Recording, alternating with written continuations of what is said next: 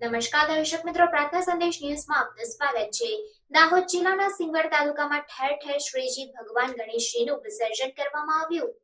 પ્રાપ્ત માહિતી અનુસાર દાહોદ જિલ્લાના સિંગવડ તાલુકામાં ઠેર ઠેર શ્રીજી ભગવાન ગણેશજીનું વિસર્જન કરવામાં આવ્યું, જેમાં તાલુકા પંચાયત સભ્ય મીનાબેન મછાર હાજર રહ્યા હતા અને ભરતભાઈ મછાર, લાલાભાઈ, નટવરભાઈ, શંકરભાઈ મછાર, રાજેન્દ્રભાઈ, મેહુલભાઈ, મનીષભાઈ મછાર, અરવિંદભાઈ જેવા ભક્તો દ્વારા શાનદાર આયોજન કરવામાં આવ્યું હતું।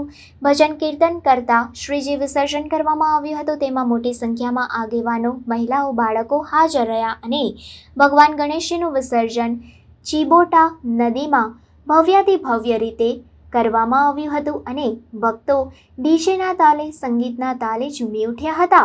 10 દિવસ સુધી ગણપતિજીની આરતી, ભજન, પ્રસાદ, પૂજા અર્ચના કરીને ભવ્યાતિ ભવ્ય રીતે ઉજવણી કરવામાં આવી હતી અને ત્યારબાદ વિસર્જન કરવામાં આવ્યું હતું।